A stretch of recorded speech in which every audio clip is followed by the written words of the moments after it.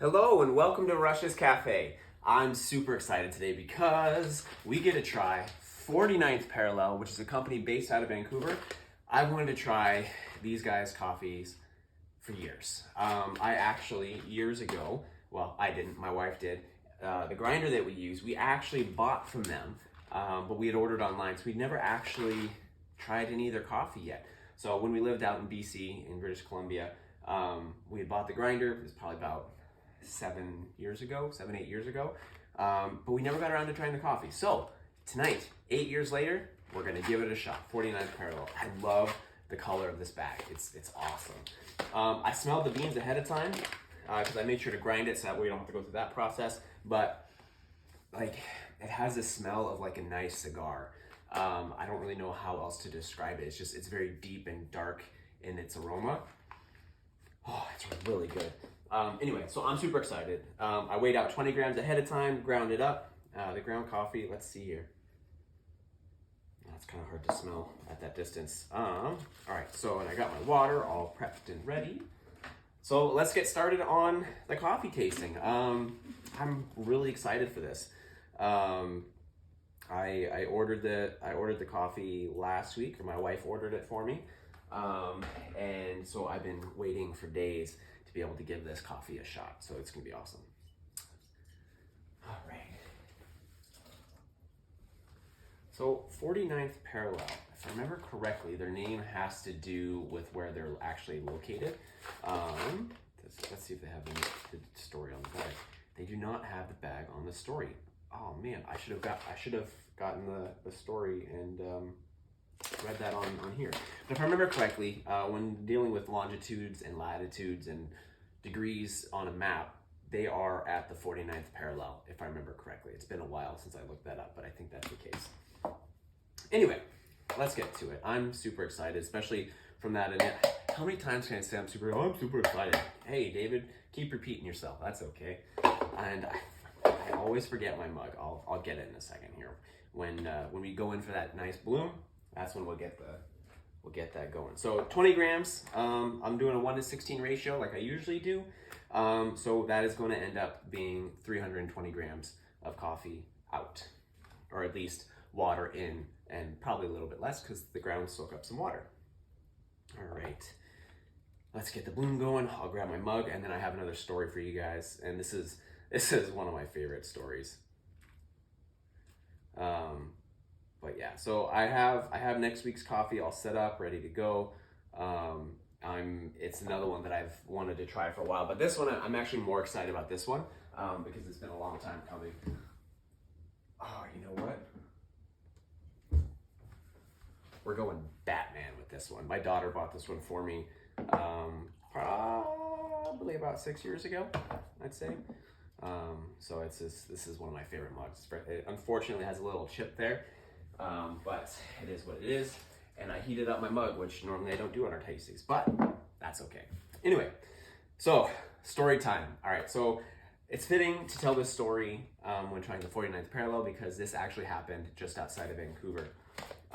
So I was working at a coffee shop at the time, and I was a supervisor. Don't worry, that's important details when we get to it.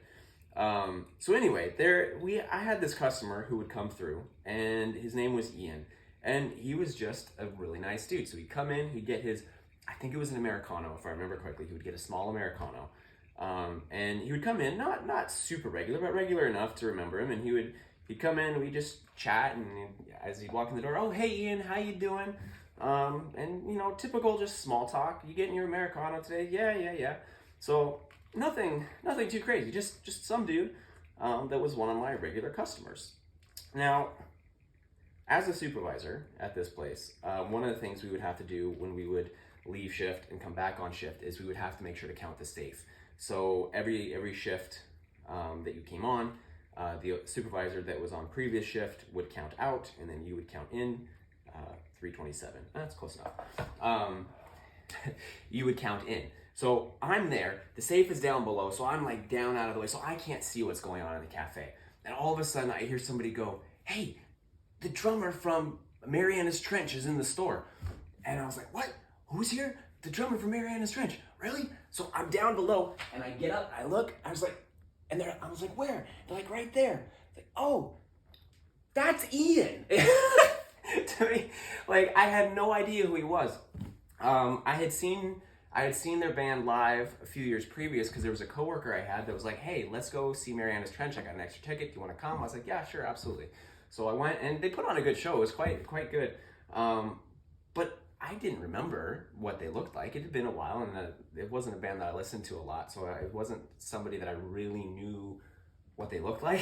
So when I stood up and they're like, yeah, that's the drummer right there, I was like, that's just Ian. That's Ian. That's our regular Ian. But he's the drummer for Mariana's Trench. So that was the time that I met the drummer for Mariana's Trench, and I had no clue.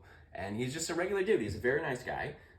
We would just have regular small talk, and he was just regular normal dude. You would have no idea he was famous or part of a band that was doing well, just because he was such a down-to-earth guy.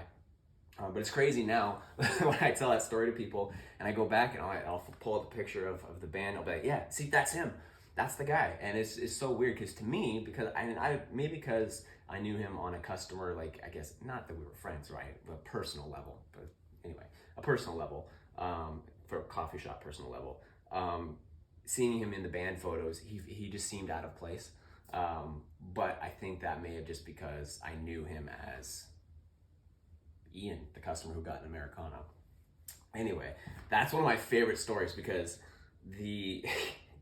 I was just so clueless. Just like, hey, that's him. Oh, that's just Ian. That's my guy Ian. Anyway, yeah. So that happened out in Vancouver, and it's crazy stuff. It often makes me wonder how many people that we run into are famous or have acting gigs or are musicians. I mean, how many people do we meet along the way that we just don't realize that they're famous or even who they are, right? Oh, wow. So the bed on this wound up perfect. So when brewing into a Chemex, it is my understanding anyway, in some of the ways that people that I've talked to and some of the ways that I found that your best brew is going to be when you have just a little bit of coffee on the sides, not too much, a little bit of coffee on the sides, and that bed at the bottom, the bed of coffee, should be flat as possible. And this is pretty flat with a hole right in the center. I'm assuming that's where I stopped pouring. Sometimes if you stop your pour too hard, you'll wind up with a little hole, which unfortunately does create some channeling, so you get less of an even brew, but it'll do. It's still gonna be fantastic, I'm sure. All right, let's get rid of that. All right, so I'm tasting notes. So the name of the roasters are 49th Parallel, like I said, but the name of this particular coffee, just so you know, if you ever want to order it and try it, it's their old school espresso. So that's what it's called. Their tasting notes for it is caramel, dark chocolate, and nuts. Fun fact about the word caramel. Some people, you know how some people say caramel and some people say caramel? One time I was really curious, how do you actually pronounce it? So I looked it up, and apparently the way you were supposed to pronounce it is basically a mixture of the two ways people say it. So it's not caramel and it's not caramel, it's caramel. So it's like the second half of the one way and the first half of the other. So I thought that was interesting. Anyway, caramel, dark chocolate, and nuts. We'll see if that's what we taste in it or not. Oh, I'm so excited. The aroma is coming out and it smells so good. I'm not really catching anything from it yet. But anyway, as usual, we're gonna go through the regular proceedings, I guess you could say. We're gonna smell it, we're gonna get it lodged into our senses, and then we're gonna slurp it and spray it over our tongue to really just get that taste on there. All right, I'm super excited. You have no idea how excited I am. Okay, here we go. Oh, dude. So they're 100% right. Dark chocolate, like right on the money. Oh, this is amazing. Okay, so I forgot something too. I wanted to show you the size of these beans before we continue. So the aroma, dark chocolate, 100%. I'm kind of getting the nuts, not too much. I'm not getting the caramel, but I'm getting that chocolate. And I'm almost wondering if maybe that chocolate. Look at the size of these beans. They're so beautiful. Like they're not teeny, and they're not really huge per se. They're on the bigger side, but oh, so good. I'm just dropping beans everywhere. That's a sin. It's a sin to drop coffee beans. All right, here we go. So we've gotten the aroma. We got that just like dark chocolate. It almost has like a sweet smell to it, like almost like a natural sweetness in that aroma. And I love it. Okay, here we go. Slurping time. That'd be a fun comic book hero. Somebody who drinks coffee, or they are a coffee superhero of some kind, and instead of clobbering time, like was it The Thing? I think was who it was. Slurping time. Anyway, don't mind me.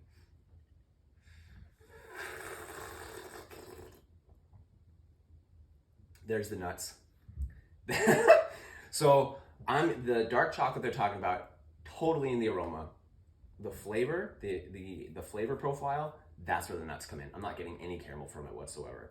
Maybe that natural sweetness in the aroma is where we're feeling that. But this is nutty. I feel this is walnuts, not just nuts, like walnuts specifically. Oh man, that tastes like somebody took a walnut and decided to just char up the outside. Have you seen those videos where they have people have the marshmallows and they get like a butane torch and they just kind of torch the outside of it? That's what I imagine that they've done to a walnut and ground it up and put it in the coffee. Like that's what it tastes like to me. It has that kind of almost I don't know if chalky would be the word, but when you eat a walnut, that kind of feeling that it leaves in your mouth and on your tongue, that's what this leaves. That's the kind of mouthfeel that you get. Now, as far as body goes, very heavy. I'd say this is a very heavy body. It is on the darker side, but it doesn't taste burnt. It tastes well roasted, and I really love it. Walnuts are one of my favorite nuts to eat. So the fact that this tastes like that is awesome. Anyway, I can't wait to finish this cup. So thank you for joining me. Next week, we are going to be doing another coffee that I ordered. I have it packaged up and ready to go.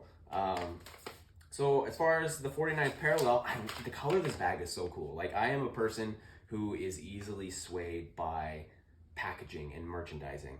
So if something looks good and looks cool, I want to try it. Even if there's something that I know is really good and it's in a very just unappealing presentation, I have a hard time, even though I know I will like something, if it is very plain and boring, I have a hard time getting it because I am attracted to good packaging, good marketing. I'm a sucker for it. Anyway, I love the color of this bag. So yeah, old school espresso, caramel notes, dark chocolate nuts. We really kind of tasted that dark chocolate in the aroma, and we got that just really walnutty type taste. I can still taste it, it's still there. But yeah, go check them out. They do have a website. It is 49thparallel.com. 49 with the numbers and then spelled out. But yeah, 100% worth a try, especially if you like dark coffees, but you don't like them to be super over the top. This is so well crafted. Go check them out.